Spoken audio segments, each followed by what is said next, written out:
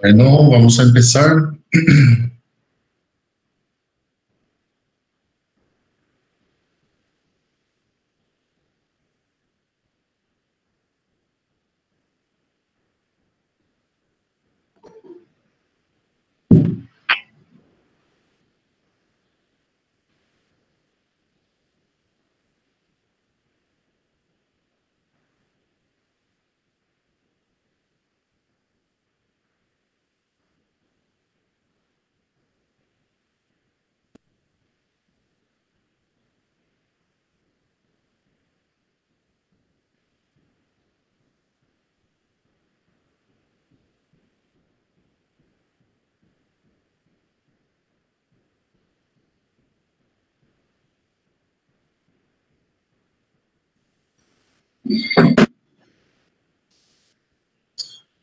Bom, pessoal, hoje, como eu já havia indicado, eu vai abordar algumas questões, algumas perguntas gerais da unidade 4 e 5, como um repasso geral.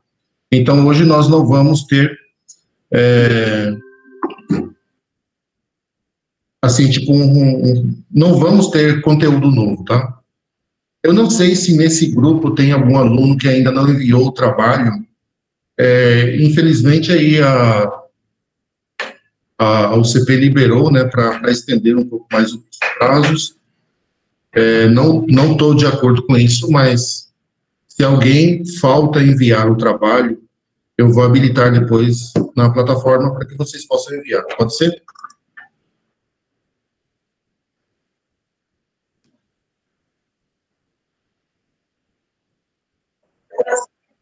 Ok.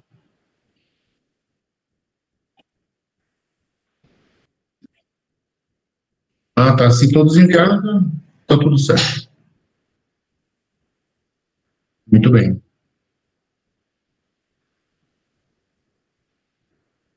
Só um pouquinho, já vou.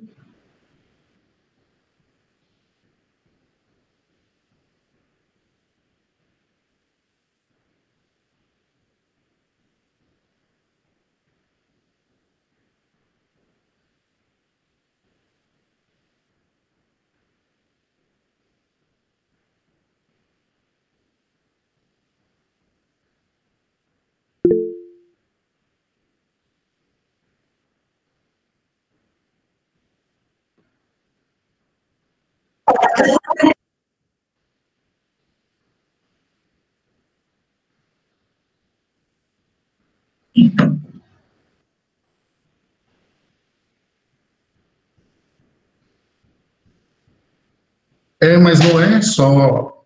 Olha, eu não é só a questão da falta de luz. Não sei quanto tempo faz que eu enviei os trabalhos. Eu sei que não é com essa turma o problema.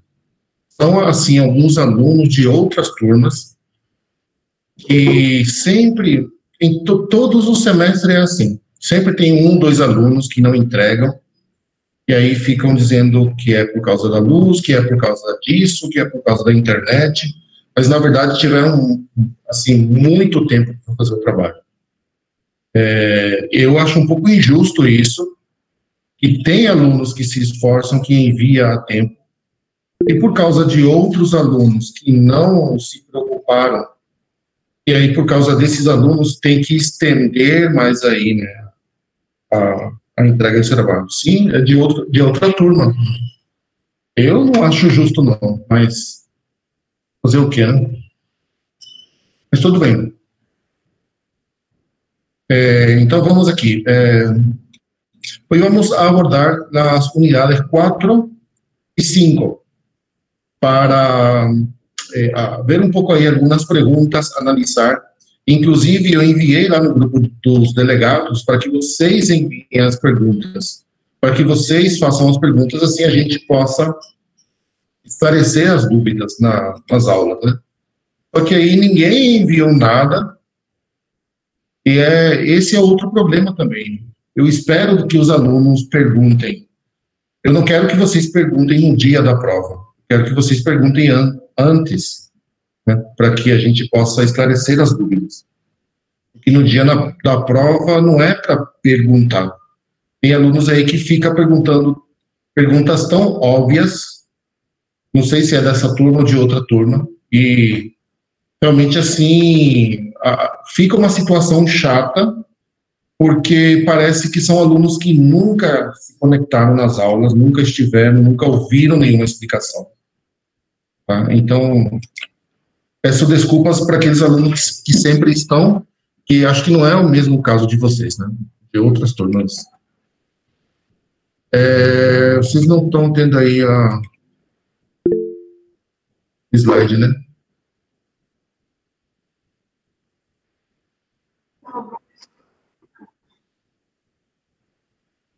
Trocar, então, a minha imagem. Se é só a minha imagem, então é muito ruim. Deve ser horrível isso.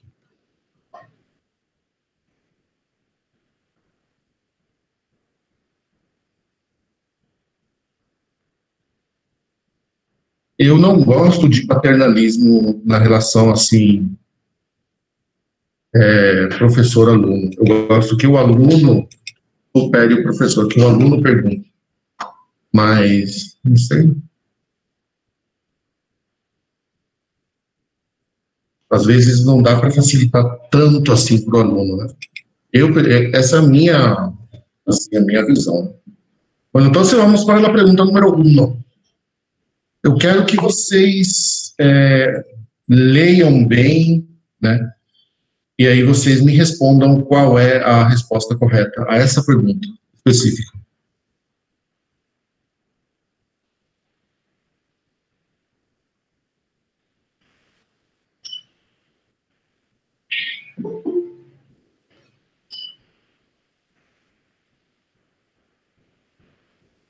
Vou colocar aqui a tela completa. Assim.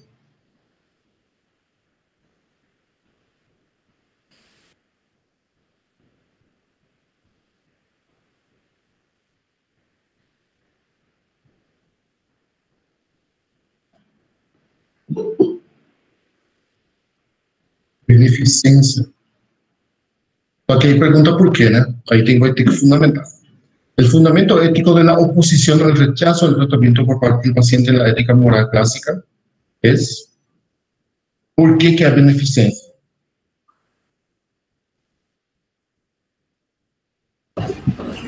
Profe.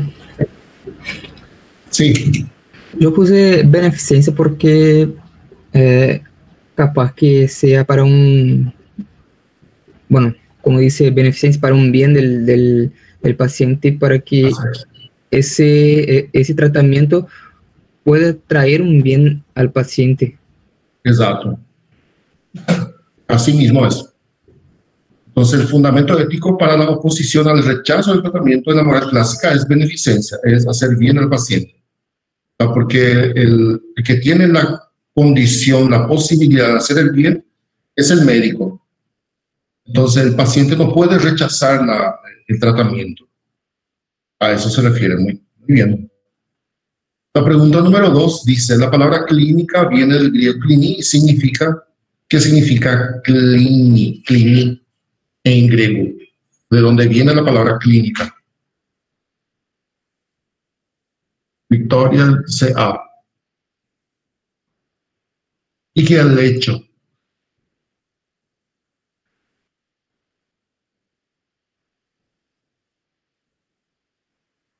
Viene de cama, muito bem. Pergunta fáceis. Pergunta fácil, você já sabe como é. A gente vai descartando aí, né? Pregunta número 3. Las excepciones al secreto profesional señalan la opción incorrecta. La opción incorrecta.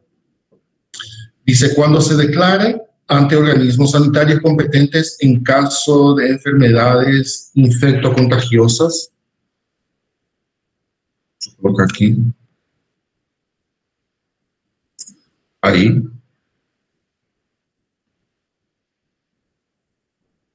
En caso de que el comportamiento irracional e injusto del paciente provocara un daño en contra de una tercera persona, los niños y jóvenes menores de edad, ancianos que necesitan de cuidado de otras personas.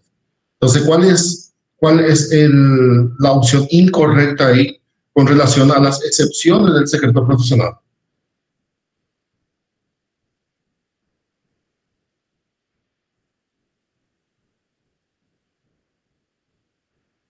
En cuanto a las excepciones.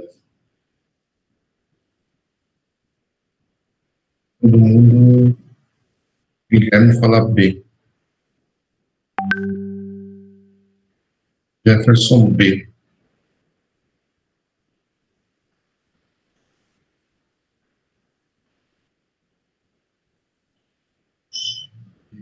B. Luana B. Luana, você... Por que D?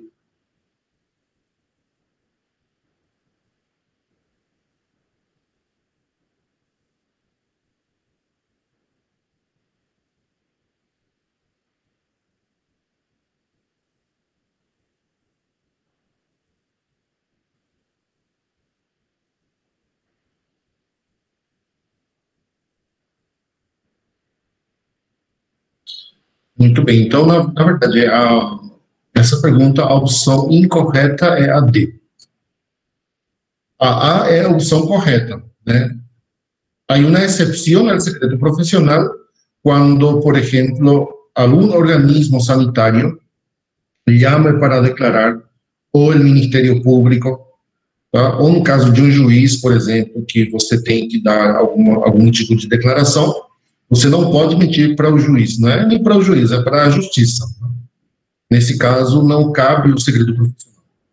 Comportamento irracional e injusto de um paciente que tem alguma doença infecto-contagiosa que possa causar dano a outras pessoas, crianças, adolescentes, menores de idade. Então, são exceções ao segredo profissional. E aí, o incorreto é ancianos, né, que não tienen nada que ver. Entonces, está bien. Pregunta número 4. Actualmente, teniendo en cuenta la Declaración de Lisboa, ¿podemos afirmar que el rechazo del tratamiento es qué cosa? Esse é desde um ponto de vista analítico. Outra coisa também, na prova final, tudo vai ser do ponto de vista analítico, tá? Eu vou tentar evitar qualquer tipo de pergunta que seja assim muito objetiva. Então vai ser mais ou menos analítica. Essa é mais ou menos analítica, tá? Existem, na pergunta analítica, existem opções que são corretas, mas existe uma opção que é a mais correta. Então, sempre vai ser a mais correta.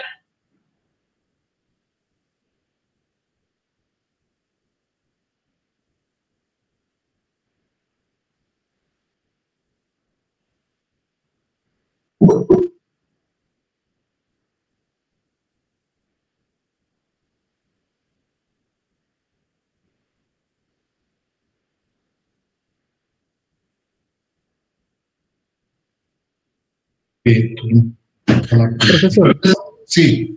Esta pregunta rige el principio de autonomía del paciente, ¿no? Habla en general. Sí, bueno. Claro, autonomía, sí. Bueno, ahí sí tenemos un derecho del paciente para el rechazo del tratamiento. Sí. Pero su derecho, su elección está por encima de todo sí. de otro. Entonces, pero si no es absoluto, ¿no?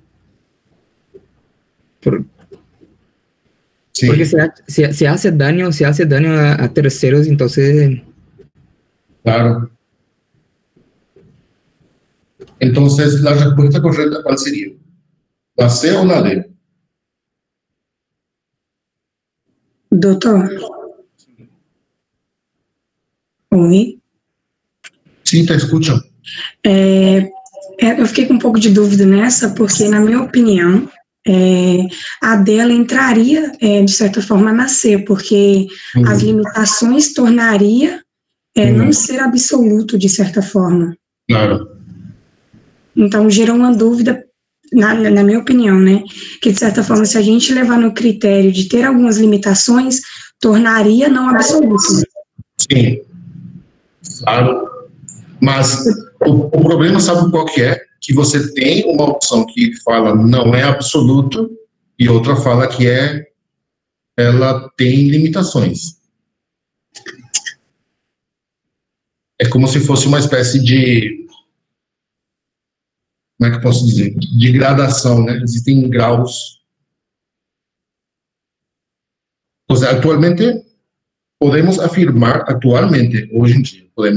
que el rechazo al tratamiento, en realidad tiene algunas limitaciones, certo?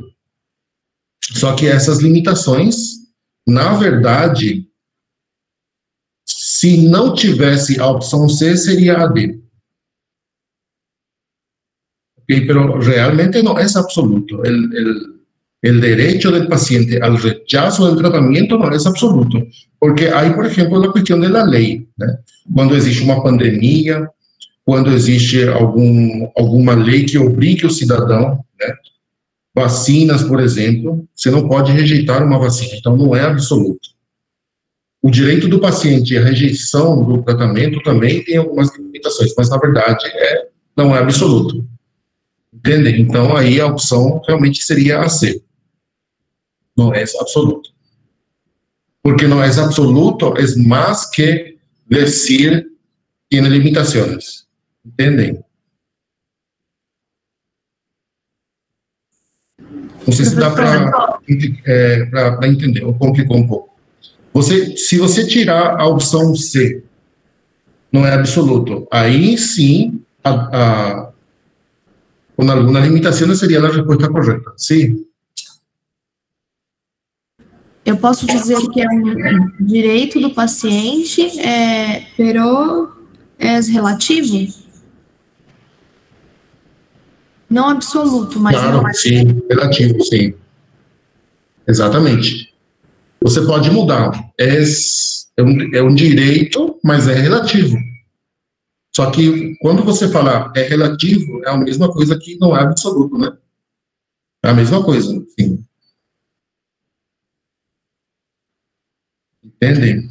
Professor, un ejemplo que podemos usar ahora con la pandemia es un derecho nuestro no entrar, si nosotros no quisimos entrar en un establecimiento de máscara, es un derecho de no usar. Todavía para que no pueda lavar las manos, ¿eh? Sí, sí. Habla em português. É um direito a gente não entrar no estabelecimento de máscara, se a gente não quiser. Porém, a gente pode prejudicar terceiros. Claro. Então, por lei, a gente deve usar máscara para não prejudicar as pessoas que estão ao nosso redor. Sim. Mesmo tendo o direito de não usar. Não, mas o direito de não usar implica você não entrar no estabelecimento. Mas se você for entrar, você não tem esse direito, ele não é... Aí é uma limitação, você é obrigado a usar, entende? Para que você exerça esse direito de não usar, você não teria que entrar no local, né? Agora, se você precisar entrar, você vai ter que usar. Sim, e na verdade, essa pergunta ficou um pouco confusa, porque... Aparentemente, parece que quando você tem limitações, ela torna não absoluto, né? Então, por isso que ficou um pouco confuso. Sim, o direito do paciente de rejeitar o tratamento não é absoluto. Esse é o que está dizendo, não é absoluto. Se fosse absoluto, seria outra coisa, mas realmente não é absoluto. Se fosse absoluto, nenhuma lei poderia limitar, né? Existem limitações, mas por cima da limitação existe o que seria a parte absoluta. O absoluto é mais que a limitação, entendem?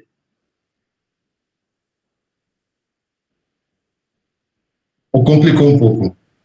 Não, ficou complicado, não. Porque meus colegas estão colocando ali, parece que dá a entender que tem duas opções corretas. Não, por isso que eu falei. Quando você tem uma pergunta analítica, sempre é a mais correta. Nesse caso, o direito do paciente para rejeitar tem uma limitação, certo? Existe uma limitação. E esse direito de rejeição, rejeitar um tratamento, ele não é absoluto. O absoluto é mais importante do que a limitação. Entendem? Então, por isso que a resposta correta é C. É a mais correta.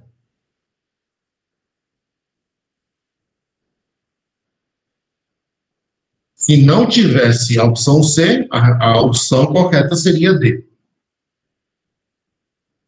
Vamos colocar assim, dessa forma. Eu tiro aqui a opção C e fica A, B, C. Nesse caso, seria só a opção C, a resposta correta. É um direito do paciente, pero con algunas limitaciones. ¿Ok? Algumas limitações. Na verdade, não é absoluto. Então, o absoluto é mais importante do que a limitação. Ela tem uma hierarquia maior do que a limitação. Então, por isso, a opção é C.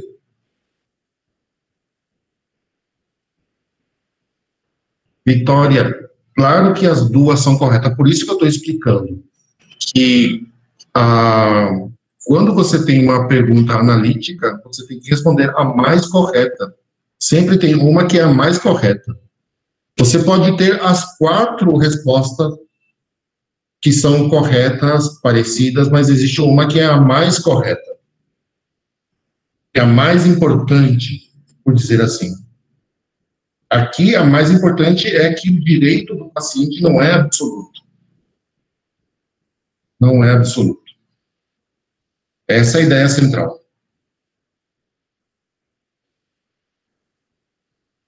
Está? Vamos ver outras perguntas. La teoría del secreto absoluto, ¿no? Es una teoría seguida por qué país? Estados Unidos, Inglaterra, Espanha, América do Sul, onde a gente percebe esse segredo absoluto. Quando a gente fala segredo absoluto, não digamos assim, ele é absoluto no sentido ético, tá? Porque quando existe aí uma questão legal, ele deixa de ser absoluto. Então, hay que entender também, né? É importante a gente entender as perguntas. Quando fala segredo absoluto, não é que qualquer informação, ele como se pode dizer, que é inquebrantável qualquer tipo de informação. A informação se pode romper, o secreto profissional se pode romper quando existe uma necessidade jurídica. Pero esta pergunta está dentro de un ámbito ético, é absoluto.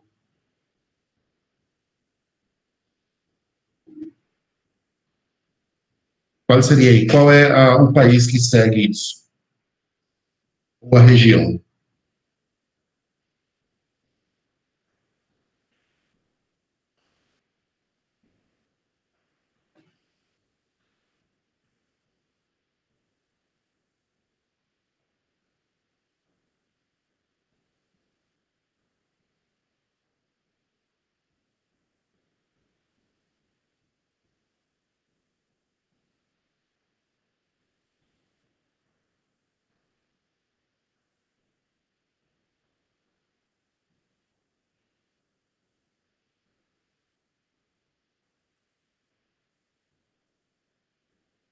Não?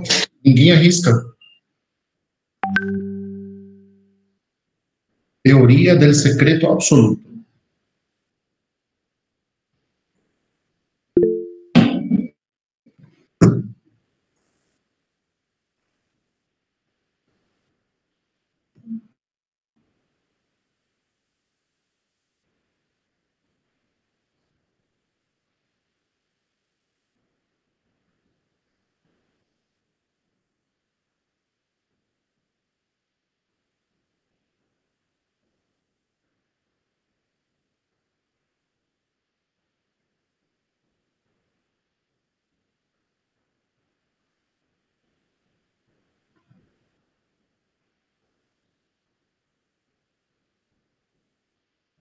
Travou aqui ou vocês estão pensando?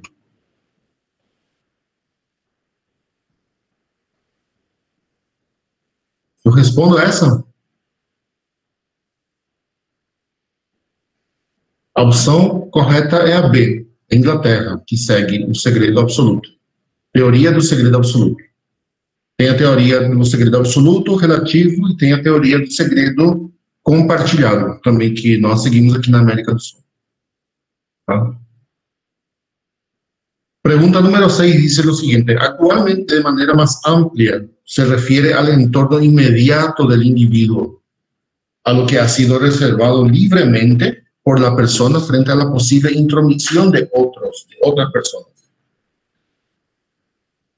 Actualmente, de manera más amplia, se refiere al entorno inmediato del individuo, aquilo que é parte do indivíduo, e o que esse indivíduo tem ao seu redor. Se refere a que coisa? Segredo profissional, a família, a autonomia, a intimidade.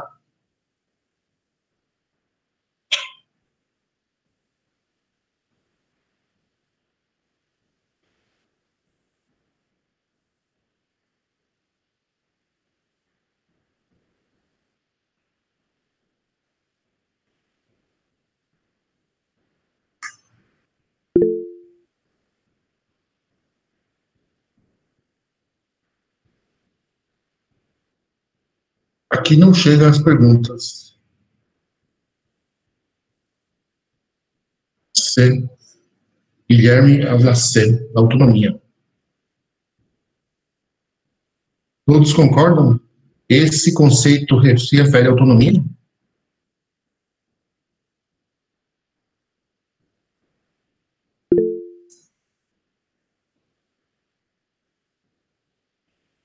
La pregunta número 6 se refiere, en realidad, a la intimidad. Opción D. Intimidad. Y lo reservado libremente por la persona frente a la posible intromisión de otros. A pessoa tem a sua intimidade, né? Essa intimidade, ela é protegida, inclusive, pela lei, né? Muito bem. Pergunta número 5. Sim. Mas seria essa alternativa, porque nessa pergunta, como o professor está se referindo, sobre as 6, como o professor está se referindo num ponto de vista analítico, seria porque o professor está perguntando de uma maneira mais ampla, né? Sim. Aí sim seria essa alternativa, intimidade. Não existe outro. Nesse caso aqui, a resposta ela é muito objetiva. Segredo profissional não é. O conceito de família não tem nada a ver. E o conceito de autonomia também não tem nada a ver. Mas se eu, como médico, estou e o paciente, ele, como que eu vou explicar? Intimamente ele me refere a alguma coisa. Eu não vou manter o meu segredo, não vou revelar essas informações? No caso dessa questão. Porque seria algo íntimo do paciente. Não, aí está se referindo a um conceito. Está se referindo a um conceito objetivo. Se refere ao entorno imediato do indivíduo. Está se referindo ao que é o entorno imediato do indivíduo, aquilo que ele reservou livremente por ela própria, perante a possível intromissão de outras pessoas, para que outras pessoas não se intrometam naquilo que ela reservou para si. Esse conceito que está aí é intimidade. Entendi. Essa aqui não ela é mais objetiva que as outras.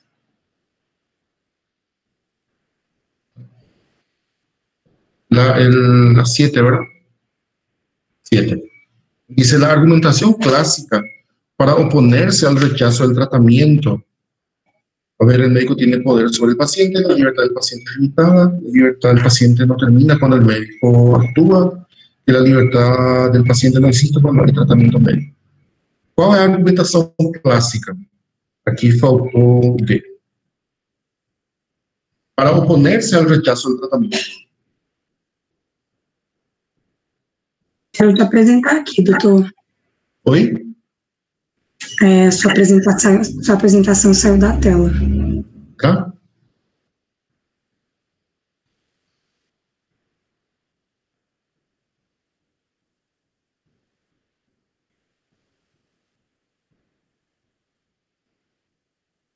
Aí?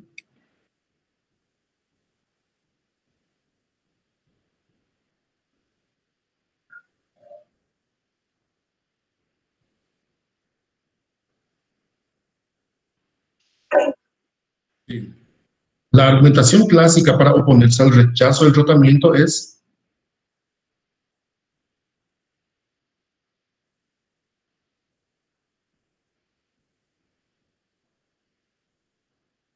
aqui também a resposta é analítica.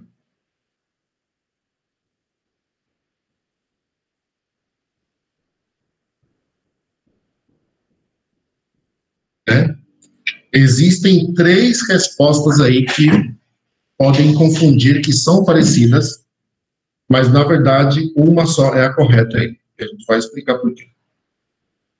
Existe uma opção que não tem nada a ver, que é a opção C.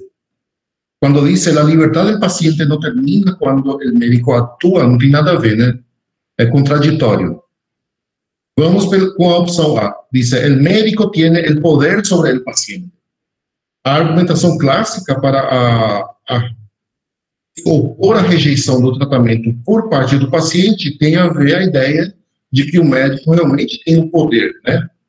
Mas essa opção, quando você afirma o médico tem o poder sobre o paciente, quando ele fala tem poder, fala de uma forma geral, então essa não é a opção correta, né? Porque o poder, ele é amplo, você pode entender de várias formas, tá? Então, essa opção, quando ela generaliza muito, ela invalida a opção. O médico tem o poder, mas em relação ao tratamento do paciente. Não é que o médico tem o poder sobre o paciente. Entendem?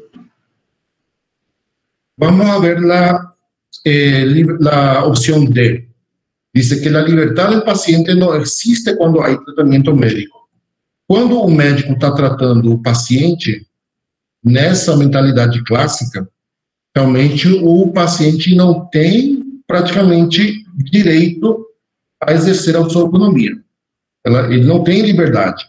Mas essa afirmação aqui, ela não é tão verdadeira, porque a gente viu aí também nessa aula que existe a liberdade do paciente em casos de cirurgia. É o único caso. Então, essa afirmação, ela é bastante ampla e torna incorreta a opção. Então, a única opção aí verdadeira é a B, a liberdade do paciente é limitada. Entendem? Eu não sei se vocês vão entender, estão entendendo como é a questão. Tem que analisar as opções. Quando é muito geral a afirmação, então essa resposta não é a correta. Como no caso do A. O médico tem o poder sobre o paciente. É uma afirmação geral que não é a resposta correta. Você entende, verdade, ou não? Ok.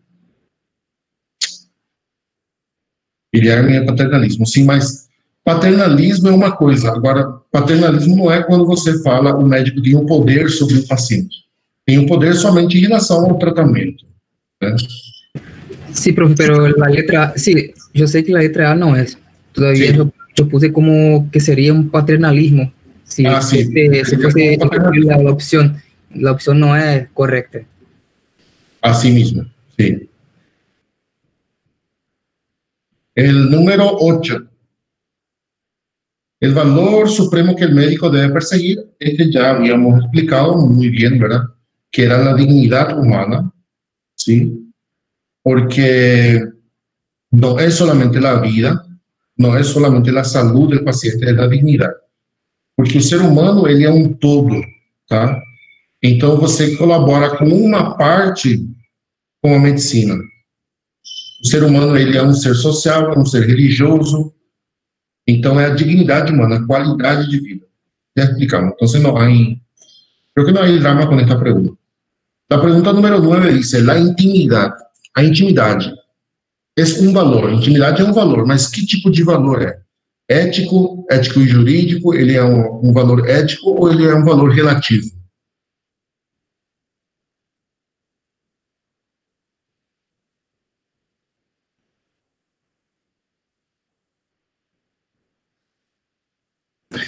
Profesor, sí. Esa pregunta no se relaciona con la anterior, que habla de la excepción del secreto profesional, ¿no?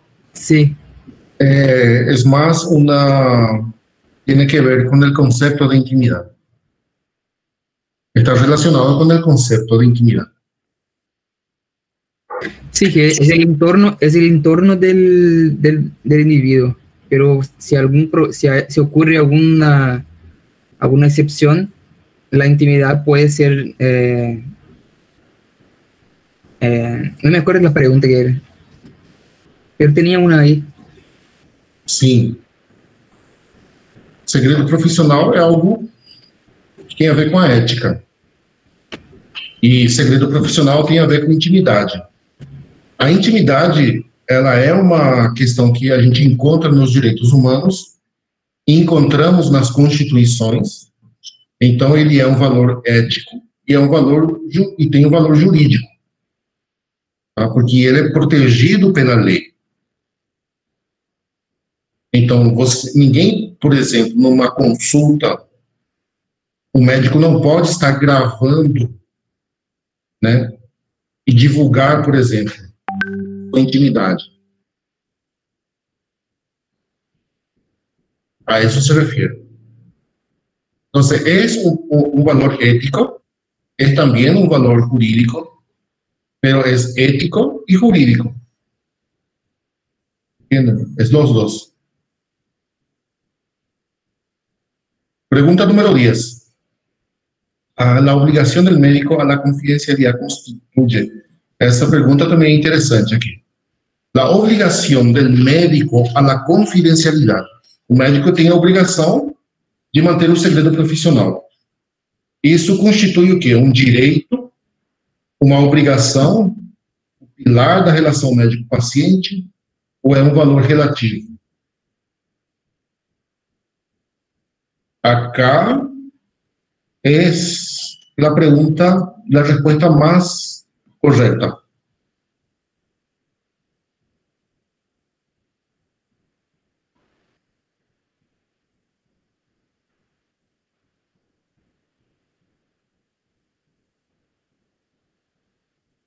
Aquí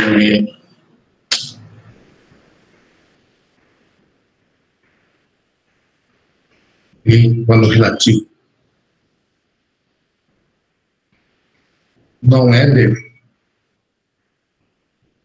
Sabem por que não é de?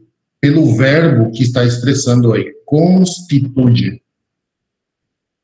O que ele constitui? Essa obrigação.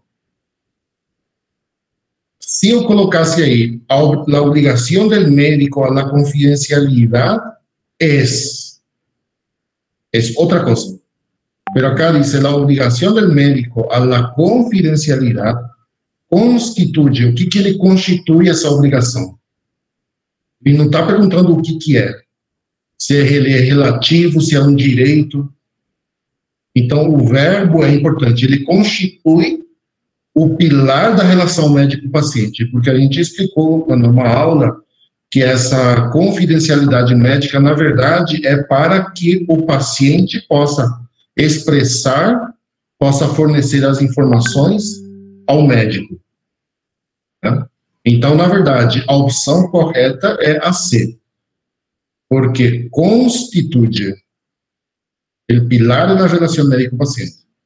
Se eu tirar esse verbo constituye e pongo verbo ser, aí sim poderia ser valor relativo, poderia ser uma obrigação entre o B iude.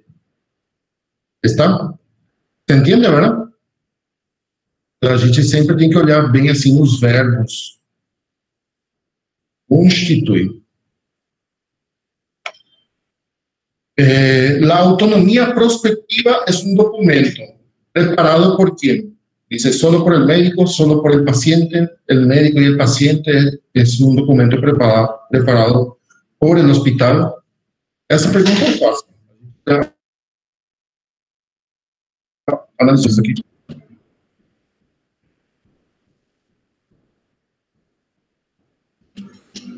Tem muita gente que está abandonando a aula, não sei por quê.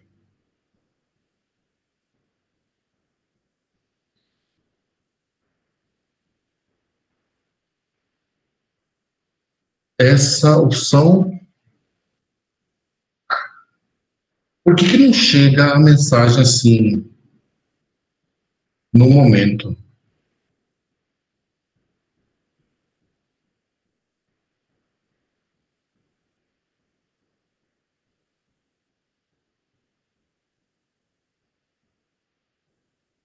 Essa pergunta número 11 aí, qual que seria a resposta correta?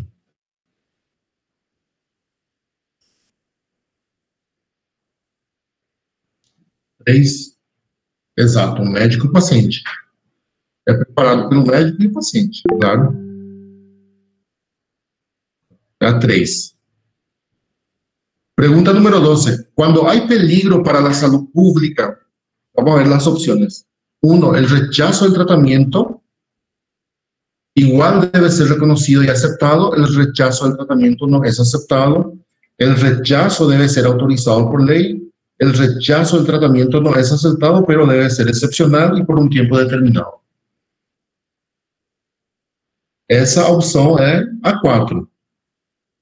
No es aceptado el rechazo, pero tiene que ser excepcional y por un tiempo determinado. ¿Tá? Cuando hay pandemia, por ejemplo. ¿no?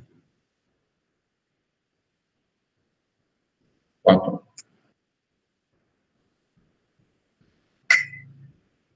Pregunta número 13 dice, señala la afirmación correcta. Los intereses del paciente deben coincidir con los intereses del médico en una relación médico-paciente ideal. Los intereses del paciente están por debajo de los intereses del médico. Los intereses del paciente no deben coincidir con los intereses del médico. Los intereses del paciente están por encima de los intereses del médico, pero solo en algunos casos. Aqui, na verdade, existe uma só que é a correta. Todo mundo está colocando 4 aí. E já estou com medo.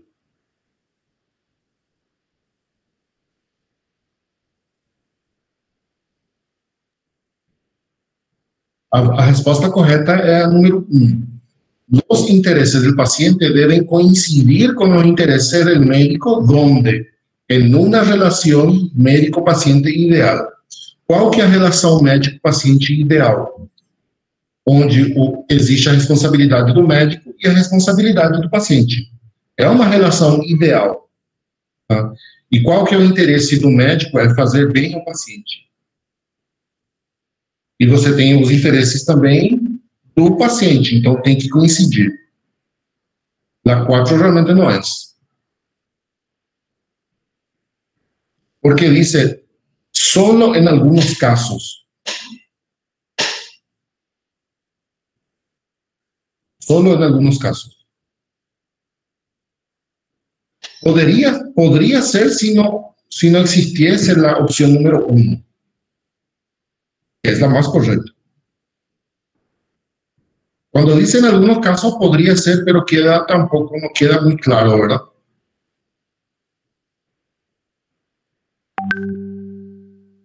Profesor, pero siempre los intereses de los pacientes están por encima de los intereses del médico, pero no solo en algunos casos. Por ejemplo, en algunos casos el paciente no puede elegir sí. la opción, digamos así, de no...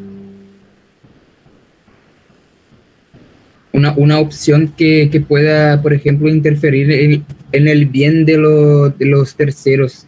Claro. De un conjunto, de un colectivo. Sí. Así mismo. Solo que la opción 4 es un poco confuso nomás.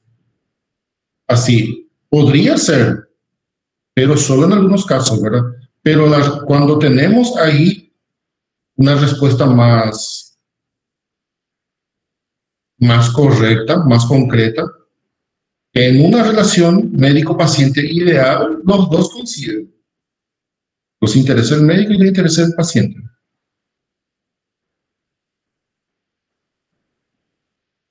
¿Ah?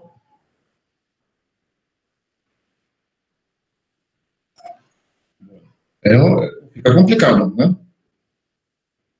Se puede discutir, pero hay una respuesta más correcta.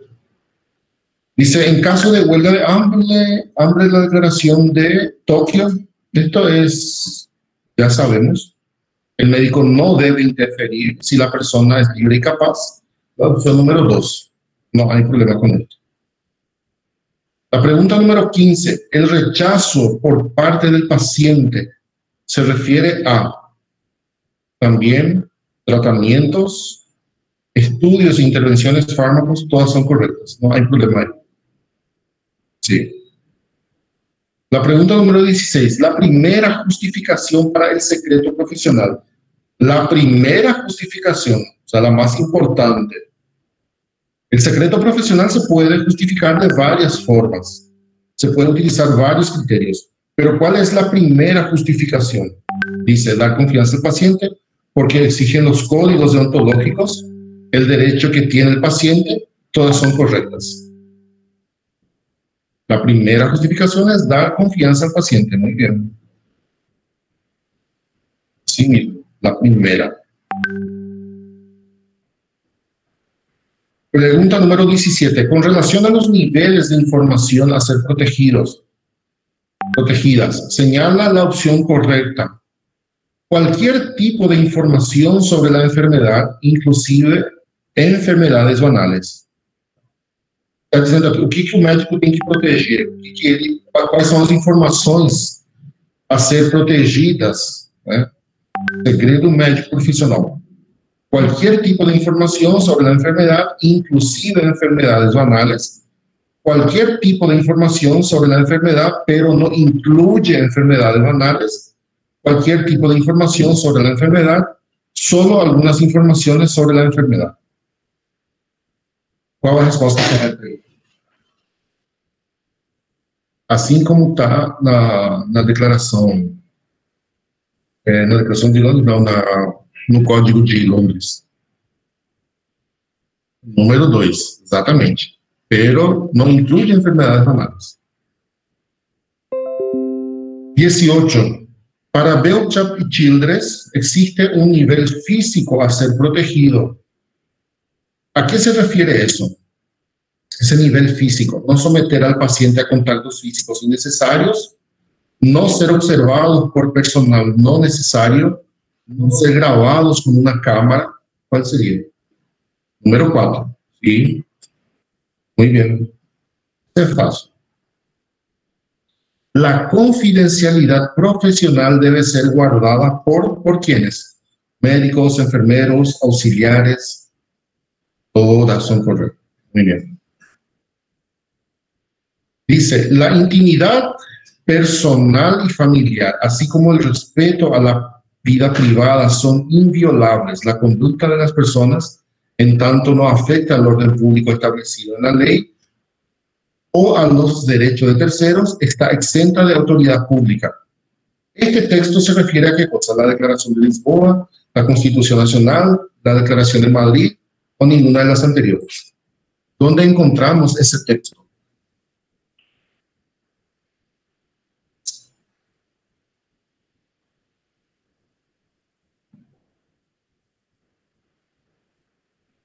Acham mesmo? Deixa eu ver aqui. Vocês responderam. A ver. Luana 2, sim. Muito bem, Luana 2. Constitución Nacional del Paraguay, artículo 33.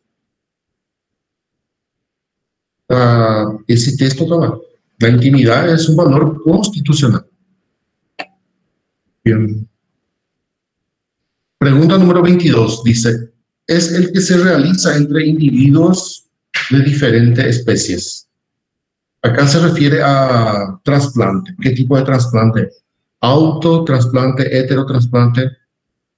Parece dos veces autotrasplante, implante. ¿Cuál sería? Que se realiza entre individuos de diferentes especies. ¿Qué tipo de trasplante es?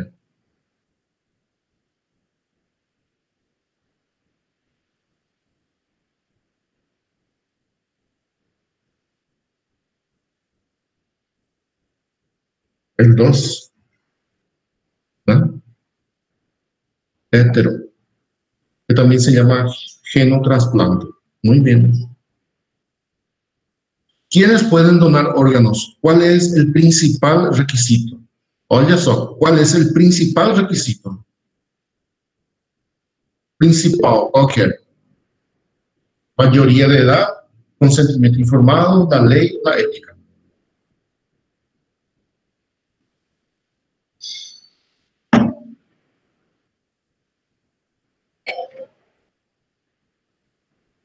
Es consentimiento informado, muy bien.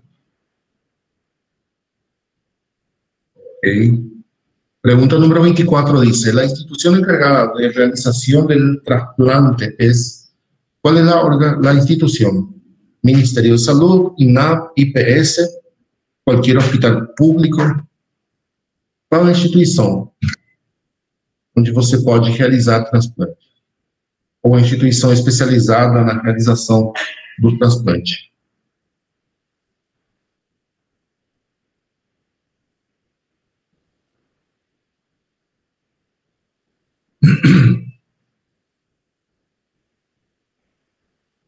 La opción número 2. Instituto Nacional de Ablación y Trasplante. Opción 2. Pregunta 25. ¿El marco ético para analizar el trasplante de órganos se fundamenta en? El marco ético para analizar el trasplante de órganos se fundamenta en qué cosa?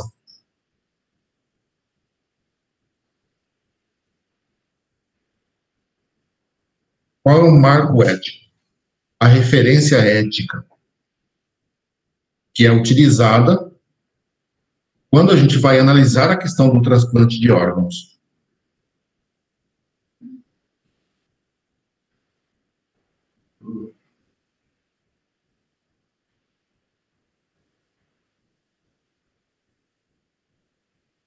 Ninguém arrisca, hein?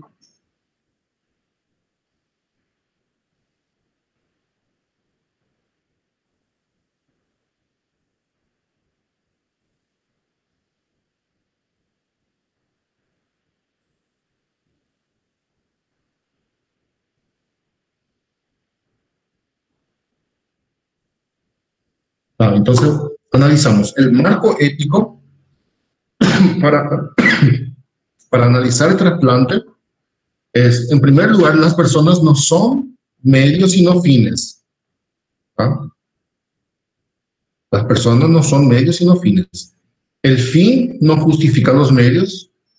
Se precisa de trasplante, então você não pode, por exemplo, assassinar uma pessoa para tirar os órgãos. O fim não justifica os meios. El reconocimiento de la dignidad humana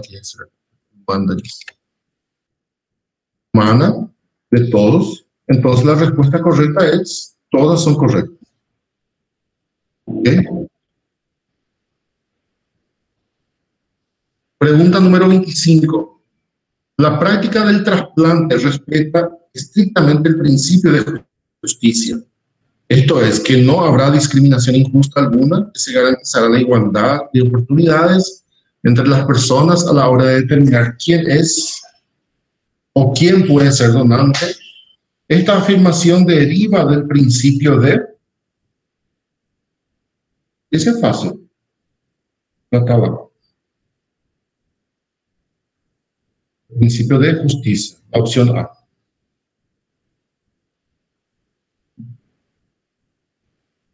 ¿Ah? Tudo certo, pessoal? Alguma dúvida até aqui?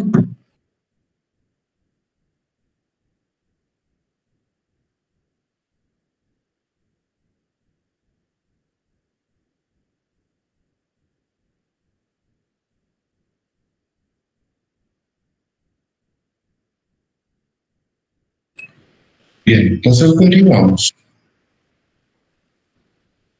Pregunta número 27.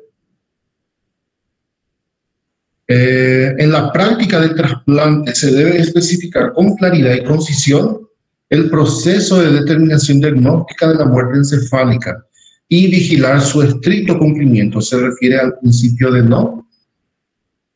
Está un poquito complicado. ¿Qué ustedes acham? Pregunta.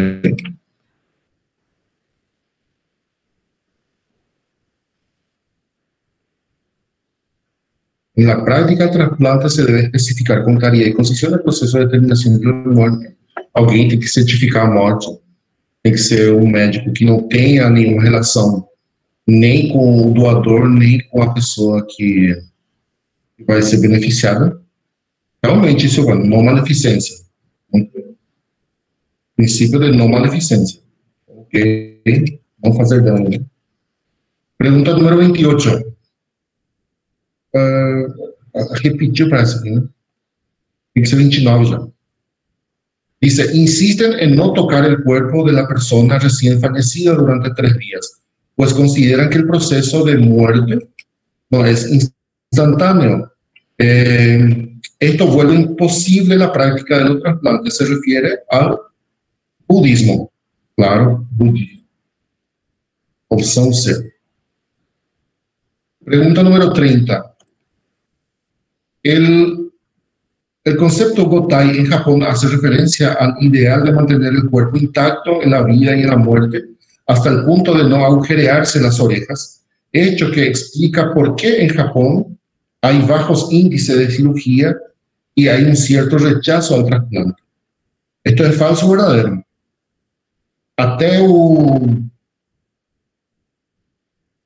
Hasta agujerearse las orejas é verdadeiro. O que vem depois é a questão, se é falso ou verdadeiro, essa afirmação. O que acham?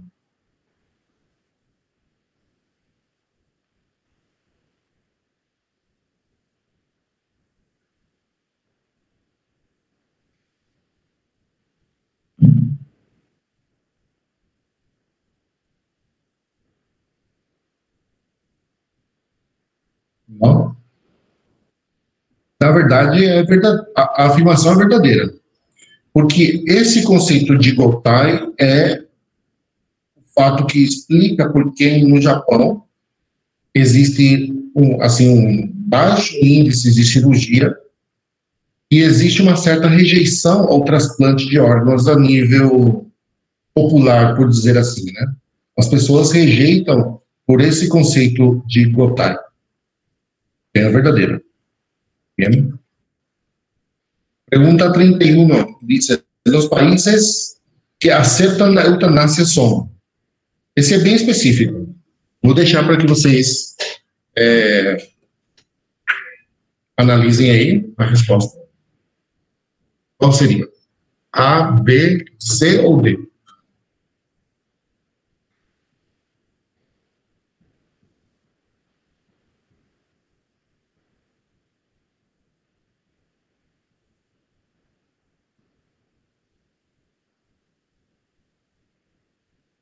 Ah, será que é A, né? Não é D, de dedo?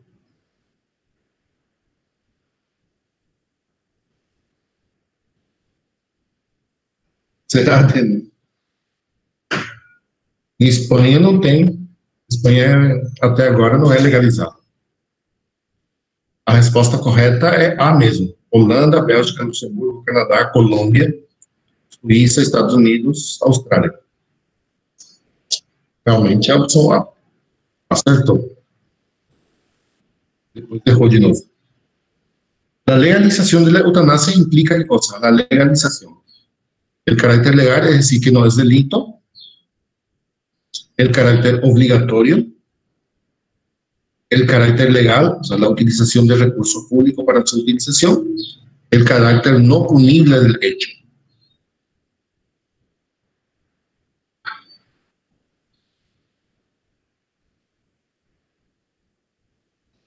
Qual é a opção aí correta?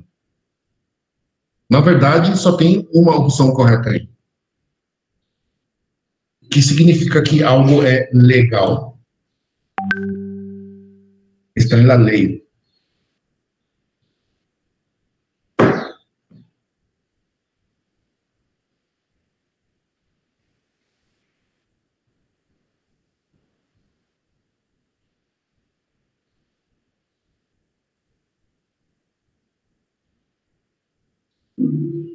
Será mesmo? Opção A. Na verdade, é a opção C. Quando é legal, legalização, o que significa? Utilização de recursos públicos para a sua utilização. Quando você tem algo que é legal, significa que o recurso público, a maquinária pública tem que ser movida para a realização daquilo. A opção A, ele fala, não é delito. Isso tem a ver com a despenalização. Quando você tira a pena, despenaliza algo, ele deixa de ser um delito. Mas para ser A, não necessariamente. Você pode legalizar, ou você pode despenalizar. A maioria dos países que, por exemplo, no caso da Costa Rica agora, eles querem despenalizar, né? Mas mesmo assim, a resposta correta aí é a C. Porque a pergunta fala legalização. O que significa? O que implica? Quando ele fala implica, que significa a que se refere a legalização. Entendem?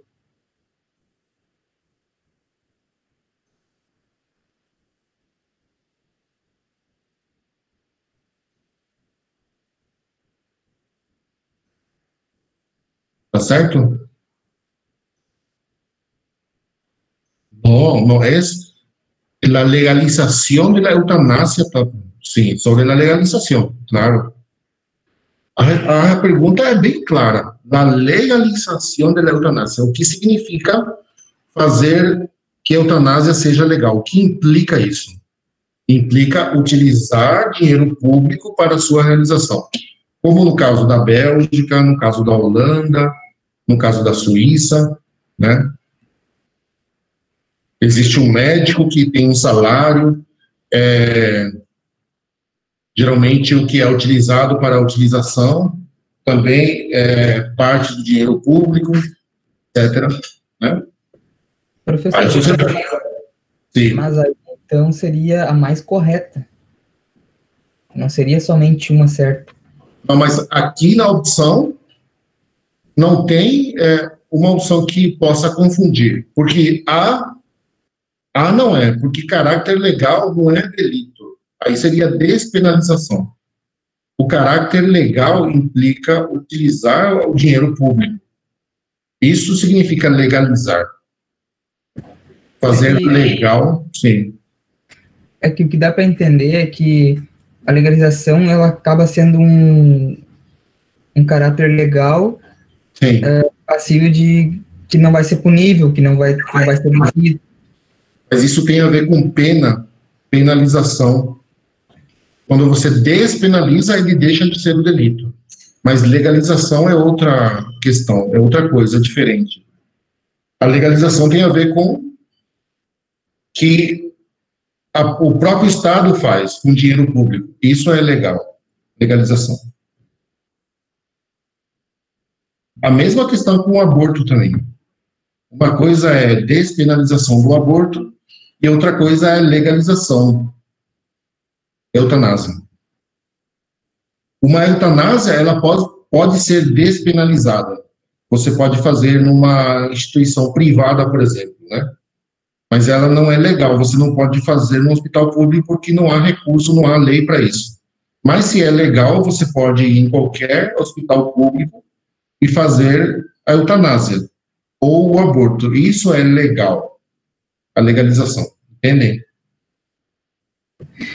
Tá, mas se eu fizer algo que não é legal, não quer dizer que é delito, então? Não necessariamente vai ser um delito. Não necessariamente. Legal significa utilizar o recurso público para isso. E se eu dar o dinheiro público de forma ilegal, não é delito? Como você utilizaria o dinheiro público de forma ilegal? Quem utiliza isso são os... isso se chama corrupção. Isso é delito. A corrupção é um delito. Não, pois é, então, se eu disser que é legalização não seria delito. Se eu fizer algo ilegal, seria um delito. Seria um delito. Não entendi. Agora. Se eu fizer algo legal, não é delito, porque eu não estou fazendo algo ilegal. Mas se eu fizer algo ilegal, vai ser um delito. Não entendi a opção. Quando você faz algo que está fora da lei, né, ele tem uma consequência, ele tem uma pena, certo? Administrativa ou pode ser punida pelo direito penal também, né? Sim, seria delito. Se eu fizer algo ilegal. Se eu fizer algo... A questão legal significa que... Como que eu vou explicar para você? Não é necessariamente que você está fazendo algo errado. Não sei como explicar.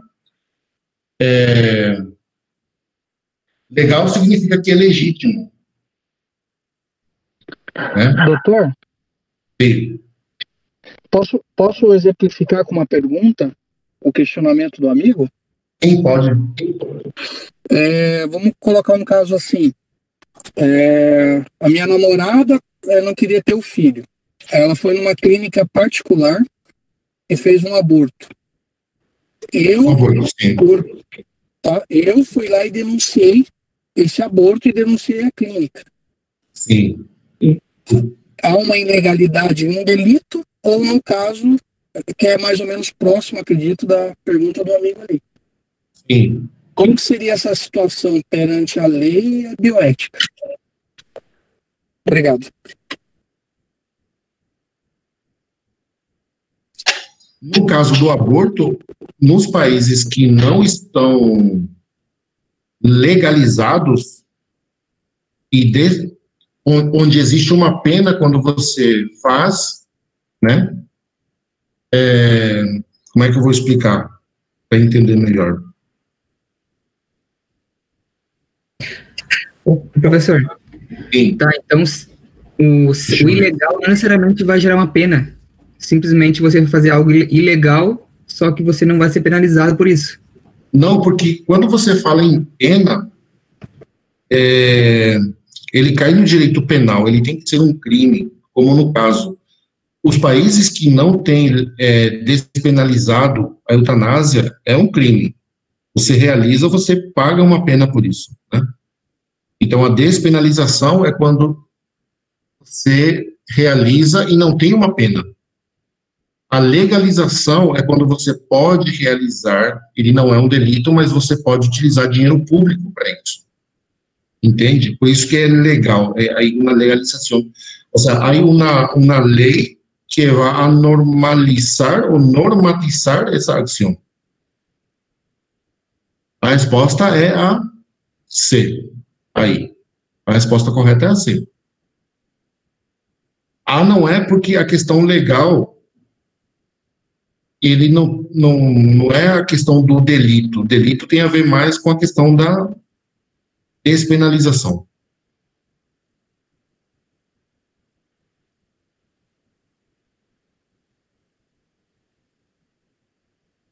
Claro, isso mesmo, Ricardo. Ele tem que garantir meios.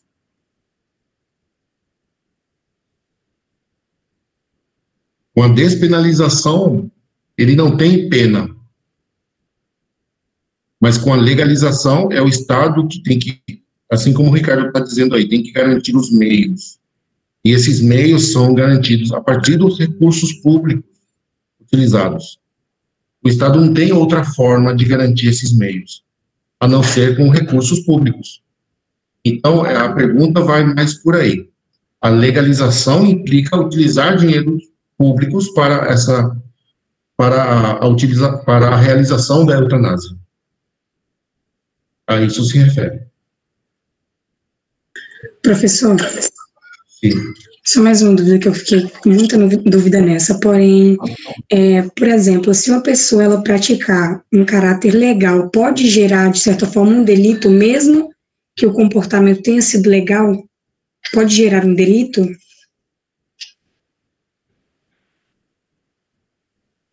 Se o comportamento for legal...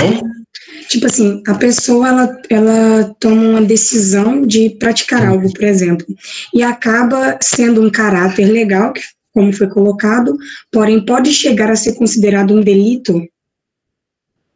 Depende da ação. Como que, por exemplo? Vai depender muito da ação. Às vezes, a ação é indireta e ele causa um delito. Sei lá, você, por exemplo,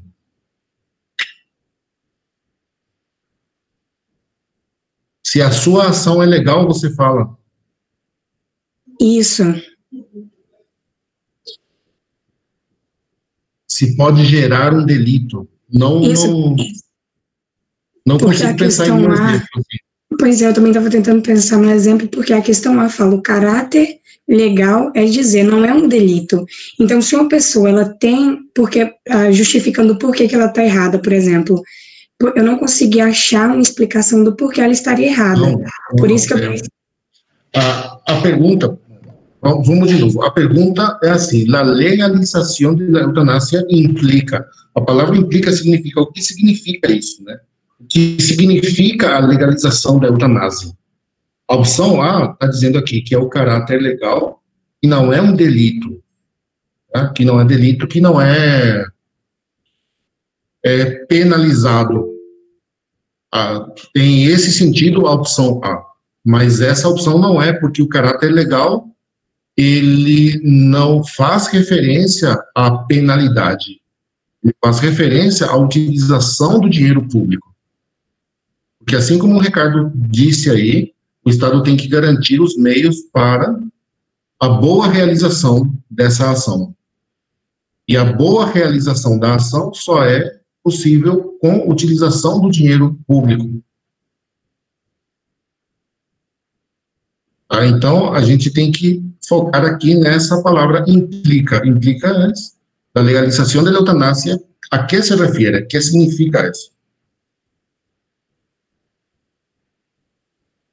Se eu trocar legalização e coloco aqui despenalização, ok?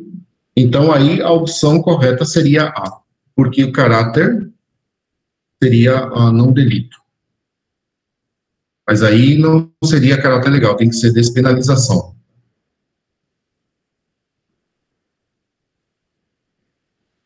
Assim mesmo.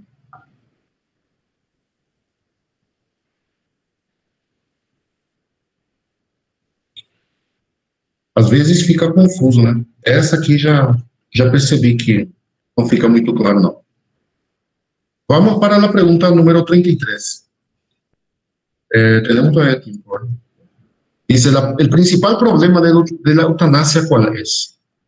El principal problema. Ahora, nuevamente acá, el enunciado es o que a gente chamaria aqui pergunta. O principal problema da eutanásia é esse. A gente sempre tem que colocar isso dentro da própria matéria, que é bioética. Tá? Qual é o principal problema ético da eutanásia? Dice, la falta de recursos, se considera un homicidio en países que prohíben la práctica, va contra el juramento hipocrático, la falta de autonomía del paciente.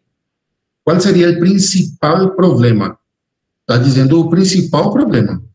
Tudo isso aqui é problema, falta de recursos, né?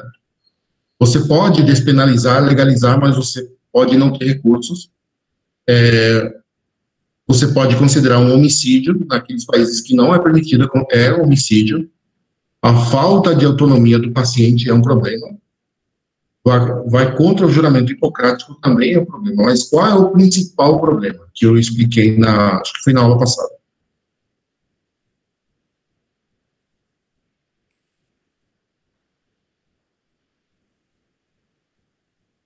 ¿Cuál es el principal problema de la eutanasia?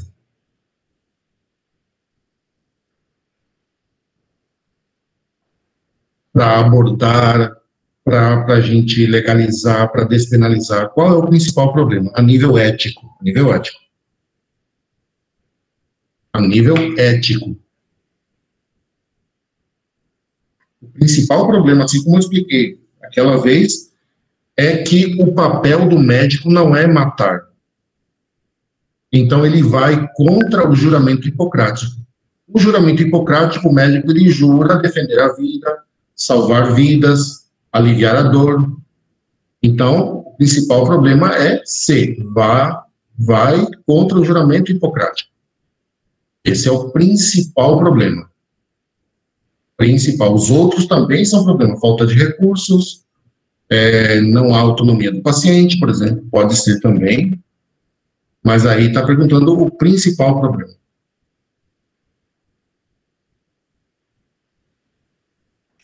Ok, vamos avanzar. Dice, los principales requisitos para la justificación de la eutanasia. Principales requisitos. Aqui também é uma questão, vocês podem considerar subjetiva, tá? Mas existe uma opção que é a mais completa, no caso. Eu não diria a mais correta, mas há uma opção que é a mais completa.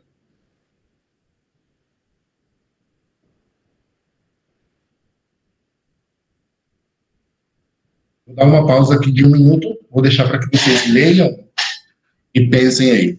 Pensem numa opção que é mais completa.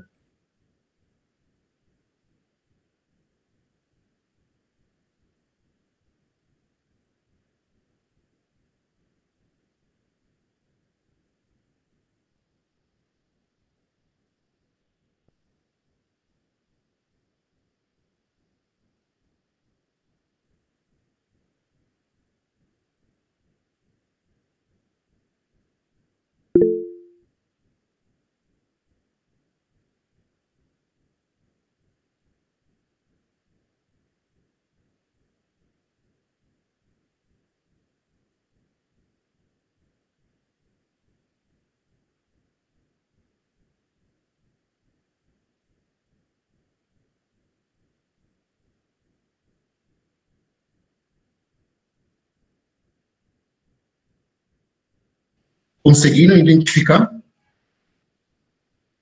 B, consentimento do paciente, incurabilidade, terminalidade, diagnóstico médico. Muito bem, é a opção B.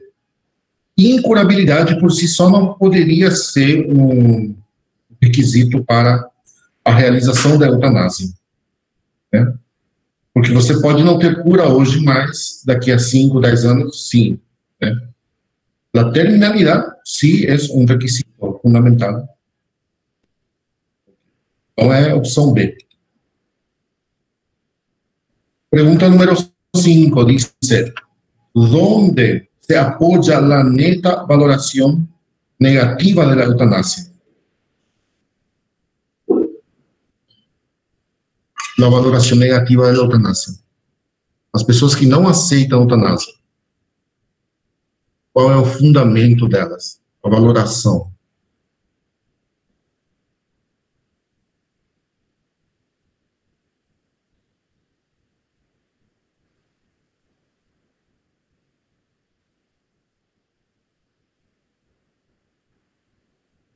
Na verdade, existem dois aí. Existen dos, muito bem. La dignidad de la persona, que tiene una vertiente jurídica, y la sacralidad, que tiene una vertiente religiosa. Bien. Pregunta número 36, dice, el principal argumento ético, político,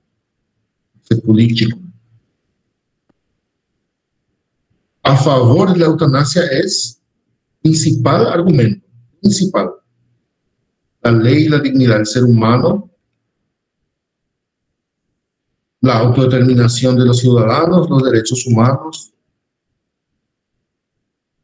Principal argumento ético-político. Ético-político. A opção B é ético, sim. Mas aí fala ético-político.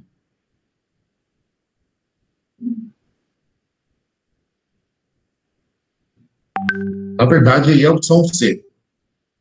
A autodeterminação de los cidadãos. Tá? Porque quando a gente fala político, relaciona com os cidadãos, os direitos que o cidadão tem, de poder escolher, de poder decidir. Então, esse é o principal argumento ético político a favor da eutanasia. A autodeterminação de los cidadãos. Muy bien.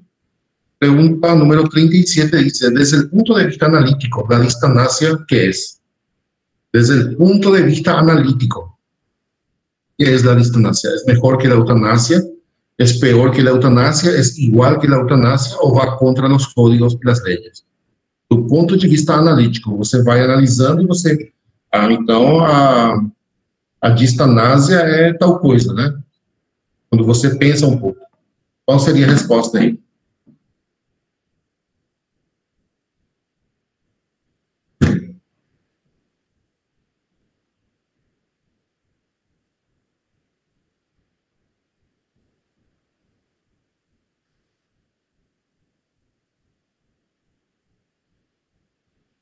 Aqui é a opção B. A distanásia é pior que a eutanásia. Tá? Porque a eutanásia, você acelera a morte do paciente para que o paciente não sofra, né? Mas a distanásia, você estende o sofrimento da pessoa só para manter a pessoa com vida. Então, por isso que ela é pior que a eutanásia. Opção B. Vamos ver dos preguntas más para dejar por acá. La palabra eutanasia fue introducida por ser fácil. B, não. A, B, Francis Bacon, sim. Claro, muito fácil. 30 e... Repetiu aqui 38. 39. Cuando el paciente terminal ha podido expresar su deseo de que se le practique la eutanasia,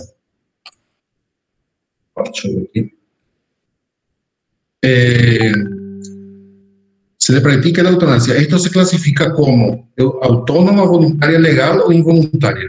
¿Qué tipo de eutanasia sería? Cuando el paciente terminal ha expresado su deseo de que se le practique la eutanasia. ¿Qué tipo de eutanasia sería ahí? Autónoma, voluntaria, legal, involuntaria.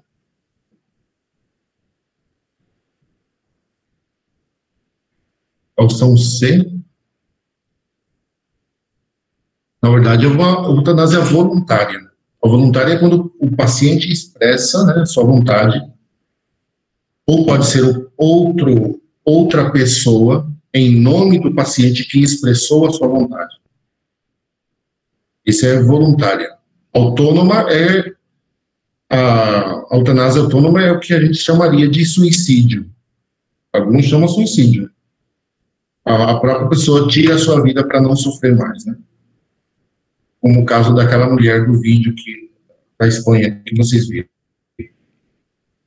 Pergunta número 40 dice, cuando el paciente terminal ha podido expresar su deseo de que se le practique la eutanasia y se le practica dentro de lo que prescribe la lei, é quase a mesma pergunta anterior, mas aqui você já tem a questão da lei. Que tipo de eutanásia é essa, nesse caso? Ele amplia um pouco mais a pergunta, né? Quando o paciente terminal expressou ele é uma eutanásia voluntária. Pero dice, y se le practica dentro de lo que prescribe la ley, entonces esto se clasifica como una eutanasia legal. Então aí realmente é C. Tá? Eutanásia autônoma é um eufemismo, pode ser.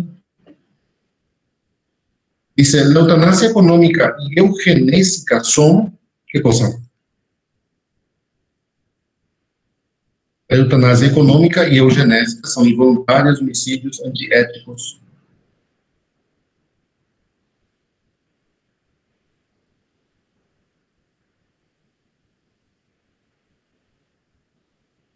Aqui, eutanásia econômica e eugenésica são involuntárias, né, porque a pessoa não expressa, pode ser contra a vontade da pessoa, é considerado um homicídio porque não existe eutanásia econômica e eugenésica, e totalmente antiético. Então, todas são corretas.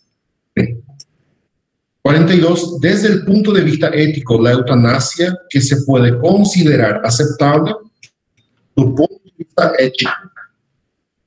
A eutanásia que pode ser considerada aceitável, qual seria? Aí, no caso, a eutanásia piedosa. A eutanásia piedosa é aquela eutanásia onde o médico, por compaixão, para que o paciente não sofra, realiza a eutanásia. Entonces, lo que éticamente se puede considerar es la eutanasia piadosa. 43, desde el punto de vista analítico, la película Mar Adentro, não sei se vocês assistiram o filme, mas esse filme Mar Adentro, do ponto de vista analítico, ele pode ser considerado uma eutanásia autônoma. É um suicídio assistido. Eutanásia autônoma. Então, A. Pergunta número 44 diz: o conceito de muerte digna é um conceito que cosa? É um conceito ético, legal, ideal, ou é um conceito antiético? O conceito de morte digna é o acompanhamento do médico de um paciente, para que o paciente não sofra, acompanhar o paciente para esse processo final. Essa é uma questão ideal, tá? Então, o conceito de morte digna é um conceito ideal. Opção C. 45, dice, la bioética personalista, las prácticas contrarias al principio de libertad y responsabilidad, ¿cuáles son? La eutanásia, as pessoas que praticam eutanásia, rejeição de terapias por motivo religioso, eutanásia neonatal por problemas físicos de bebês que nascem com problemas físicos. Então, todas são corretas.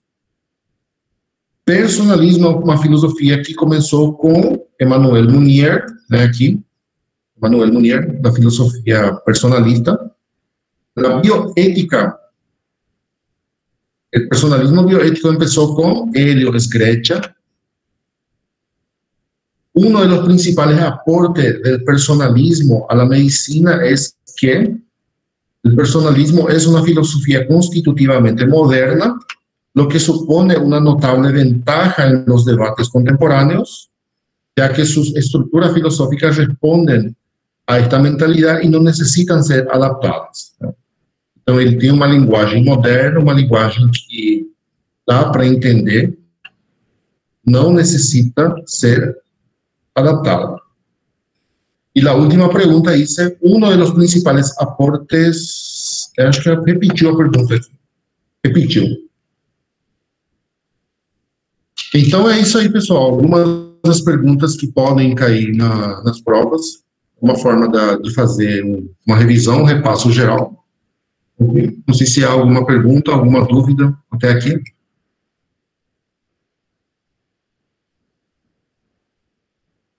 Não, eu vou dar a lista.